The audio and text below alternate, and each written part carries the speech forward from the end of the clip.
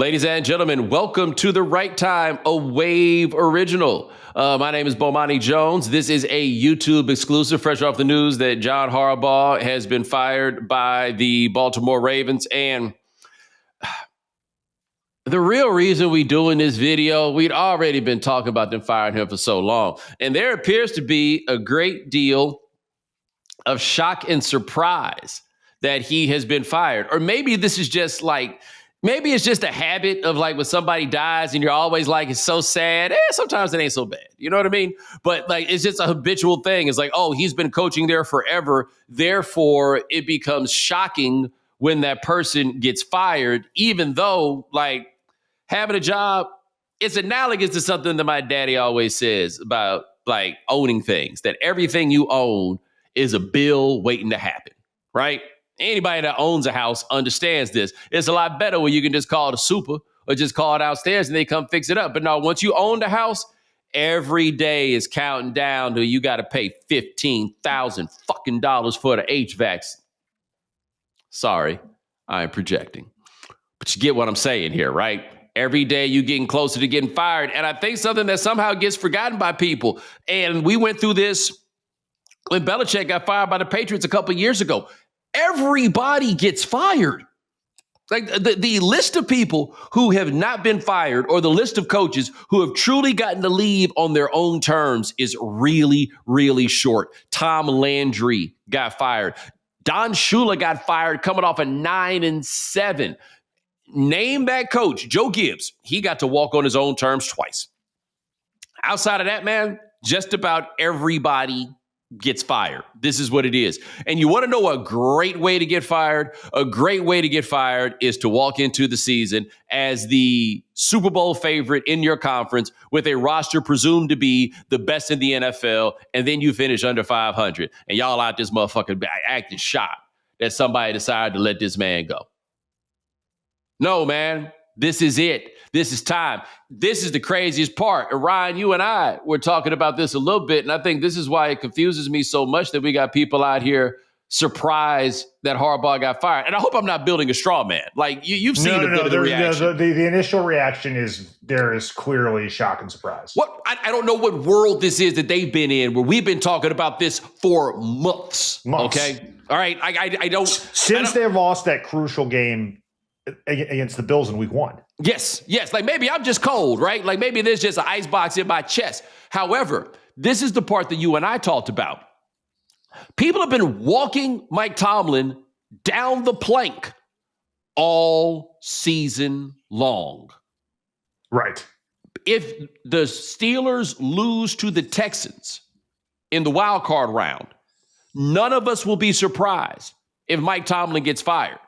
I don't understand why it is that people think that the Jim Harbaugh situation is that much different than the Mike Tomlin situation. I mean, we were talking earlier about how they don't really make legends anymore. John Harbaugh, I mean, you go through his resume, he's been there such a long time, 18 seasons, 10 wins a year. So 180, 113 record, 13-11 in the postseason, obviously winning a Super Bowl title. But he doesn't feel the same way as some of the other legends in the coaching game are. Look, he and Tomlin's been there since 2007.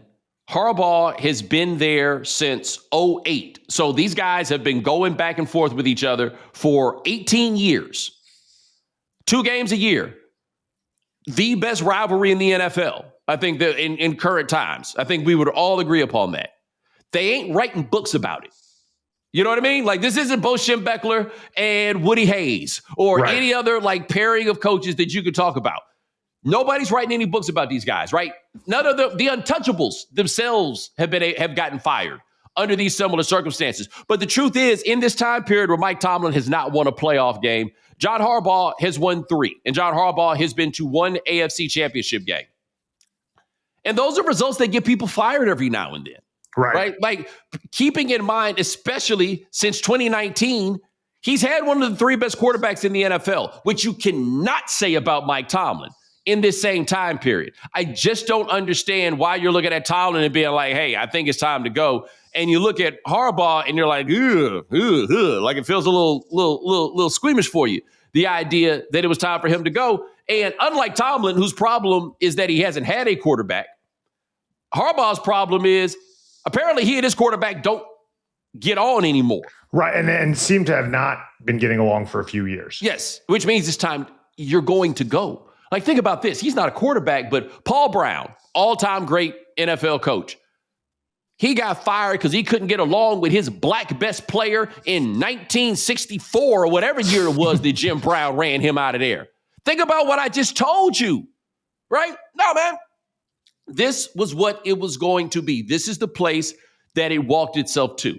It is not sad. He had the job for 18 fucking years. Like, I think we talked about this on this show the other day. The sad part about losing your job is not losing the job, it's losing the check. Right. I think he's going to be okay, right? Like, I think he had like 3 years left on his contract. I'm sure still has a big deal, and I'm sure he can go get another bag of money from any television network he wants. Or, I mean, he is by far the most attractive candidate now. You would think, right? But the only thing, Ryan, he's 64 years old. That is the part that's easy to lose sight of. He's 64. Yeah. Now, granted, this is not the exact same, and he is older, but as vivacious as Pete Carroll has been while being older than he looked, you saw what just happened. Right. At that last stop. Where all the reporting is he clearly had, it was similar to Belichick's last year. So he had no sense over the reins and honestly had a bit of the nepotism situation going on there as well. Yes, he did. But look, man, these guys get old, time is up, and then they go. It can happen to anybody. One day, they're going to walk Kyle Shanahan out the building. One day, they're going to walk Sean McVay out the building. One day, they're going to walk Mike Tomlin out the building. Well, what if the Chiefs have another year like they did this year? They will walk him out of the building too. This is a cold game that they play over there. Like, I've really been running through this. Like, I don't think they walked Bud Grant out of the building, for example, right? You need to be maybe the guy one of them places where they're just happy to have a football team. Right. But then again, they walked Tom Landry out of the building. Yes. Like, this never be surprised when the coach gets fired. So this is an exercise that I used to do. And since you and I have done the show, I haven't done it much, but I can run through this entire league and give you a reason to fire any coach I wanted to, right? Anybody can come up with it. But bottom line, if you're Baltimore, you got the players, you got the quarterback, there needs to be a change. We don't, like, what else are we talking about here, right? We've changed out all these coordinators, we've done all these things. No, man, he's going to be the guy. Now, remember I told you it was going to, I don't know if I said it on the show, but I told people it will be a mutual parting of ways. They gave him the dignity of not firing him Monday morning. Yes, they did that to Pete Carroll. Got the same situation. Belichick. They did the mutual parting of ways, even though it was obvious. Yes. Both of them got fired. Yes. All right. So you mentioned the thing about where does Harbaugh go? Or how does this end for him? I think he is the most attractive candidate available perhaps right now. There is a chance that Matt LaFleur might be out here looking for a job. There's a chance that Mike Tomlin might be out here looking for a job. Like, all of these things are at play here. I think, though, he's the guy, if you got everything already in place. Right. Then that's the guy that you go to. We were talking about this before we started taping. He has been spoiled, more so than anybody, just like having Ozzie Newsome his whole time there, and then having Eric DeCosta, who was Ozzie Newsome's right-hand man for forever. And, like, he's not going somewhere and picking personnel. No, and he inherited – the Ravens went 5-11 the year before he got there, but they were in pretty good shape, right? Like you go look at who was – he inherited a roster with Jonathan Ogden, Terrell Suggs, Ray Lewis, Chris McAllister, Ed Reed, and I think Bart Scott. Like, yeah, they had guys. They had problems scoring points. Yes. And they had quarterback issues, and then they went and got the quarterback. Right. But where you go from there, I don't see any other job that right now as available unless Green Bay becomes available, right? And if Green Bay becomes available, that might be a good look for him. Like, that may be the place that he goes. That's a similar place, right? The infrastructure's all there. All the front office guys never leave. Right. That's kind of like almost, Baltimore was built I'm sure with Green Bay as the model. My only question with Harbaugh, though, is that I don't really know too much about what his football philosophy is. Right. Right? Like, that's a complaint in basketball with Rob Pelinka with the Lakers. He doesn't have a philosophy, and so that he's always switching things around. But it's like, so what exactly are you trying to do here? The philosophy before was Ray Lewis was the philosophy. Yes. Right? Like, Ray Lewis defined what it was. I don't know. So if you tell me we're going to hire John Harbaugh, I think we're going to have a well-run shop. Right. No one's going to be unprofessional. Right. But I don't know, like, what's the job where you're like, oh, that's got John Harbaugh's name written all over it. Oh, they could, use themselves as John Harbaugh. I don't have the answer for that. While also, again, that 64 thing, it's a thing. There aren't that many people that hire coaches that old, and then they wind up being something. I mean, people didn't want, obviously he's a little bit older, but people thought Belichick had lost his skis. And the Falcons passed on him, and part of the reason he went to UNC is he knew he wasn't getting an NFL. It wasn't happening. Now, the question for Baltimore is, where exactly do you guys go from here? Because Mr. Jackson is robbing this train. Right? Like this is made very clear. Lamar Jackson is the guy that's in charge. And that's a tricky proposition, man, because he's in charge and he ain't got no agent. And that is, I've talked about this for a really long time, and I think that people misunderstand, and they're like, oh, you saying that he's not smart enough to handle his own business? I got a fucking agent. Right? Are you saying that I'm saying that I'm not smart enough to do this? No, I got better shit to do. And it is helpful to have people in between to help you. That's like, this stuff doesn't get out that we just found out if Lamar got an agent. There are counter narratives that are offered. Like they said, the problem when he was getting into the draft, and they're like, why you didn't go to this team or work out for this team? They wasn't calling people back. Right? They weren't. It would be very helpful for him to have a stronger infrastructure around him. But without that infrastructure, he's still in charge. Yes. He's still the guy. Who do you hire if you're Baltimore, right?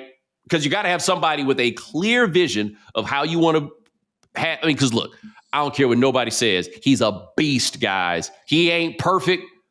There are maybe two other quarterbacks in the NFL. Right. Yeah. That you would like to have. Lots of people are signing up for that, but you have to figure out how you're transitioning Lamar into the next stage of his career. Yes. At 29 years old, which is, that's important. Which is going to be,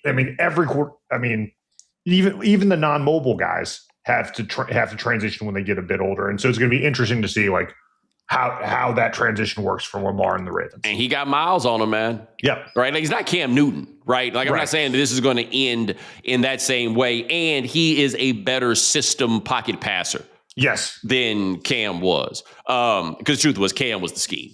Right. Yes. Do you see Gerald McCoy talking about that the other day with Asante Samuel? He was just like, look, man, we didn't study no plays when we were playing against the Panthers. We were just trying to figure out what we gonna do with him. Yeah. Right. Lamar is in a very similar case, but he's going to need more structural help. Right. There's going to need to be more around and figuring that out. They also got to figure out what to do on defense, because the Zach Orr thing didn't really work out. Right. They brought Pagano in to help out their young coordinator. But it ain't really go. Right. I don't know who the people are that you call in to solve this or to figure this, but I'll tell you this. First of all, shout out to you, Baltimore Ravens. You may not know this. Do you know how many head coaches they have had as the Baltimore Ravens? 3. Harbaugh was the third. Billick. Ted Marchibroda. That's a name I've not heard in a long time. They hired Ted Marchibroda. Ted Marchibroda had resurrected himself with his second stint as head coach with the Colts. They went to the AFC Championship in 1994, almost beat the Steelers. Or 95. It was 95. Almost beat the Steelers in that game. But when the team moved back to Baltimore, and when the Browns moved to Baltimore, became the Ravens, and they fired Belichick, they needed somebody with some local cachet. Smart. Yeah. So that's a real college move. The former Colts coach, but the Baltimore Colts, Ted Marchibroda. So he had 2 stints with the Colts and 2 stints with Baltimore that were different situations. That's amazing. Right? So it went from there, then it went to Billick, and then it gets here. You may not know this also. The Baltimore Ravens, because the way the accounting works, they are treated as a new franchise. Right. From 1996 on, best winning percentage, In the history of NFL? In the history of the NFL. This has been a really stable 30 years of football that they've had. And now they got to go figure out who the guy is. I understand moving on from Harbaugh. I would have done the same thing. But I ain't going to lie. Unless Matt LaFleur is out here, just on the board. Although if I'm somebody, here's the question. Would you rather have, I guess it's an obvious answer. You'd rather have the Baltimore job than the Atlanta job if it came out. I have seen this question offered, and I don't think this is a great idea. But again, I'm not sure how good the decision-making infrastructure is with Team Lamar. I just want you to briefly imagine a world where Lamar Jackson is the quarterback. Bijan Robinson is the running back. Kyle Pitts is your tight end. Drake London is at wide receiver. We're having a good time. That world is possible, guys. If Lamar Jackson says, get me out of here, and somehow wants to get to Atlanta, except they don't have the picks. Or they don't have a GM right now either. They don't have a GM, but they traded their first round pick for 2026. The Rams have that pick. Because if I'm LaFleur, I'm trying to get to Atlanta, and I'm trying to figure out how I get Lamar Jackson to be my quarterback in Atlanta. There has to be a way, right? There would have to. Oh, my God, it would be so amazing if you pulled it off. But if I'm a coach, Baltimore's the job I want. You can't make an argument there's a better job, can you? Right. I mean, certainly not right now. Hall of Fame quarterback, incredible stability in the front office. You'll get a long leash. Yeah. What can we... What else is there? If let's say, for example, Tomlin gets fired in a week. Yes. You'd rather the Baltimore job than the Pittsburgh job. 100%. Not even close. However, it's kick-ass else time for Lamar Jackson. Whether they fired the coach for you or not, it looked like they fired the coach for you. Right. Kick ass or else.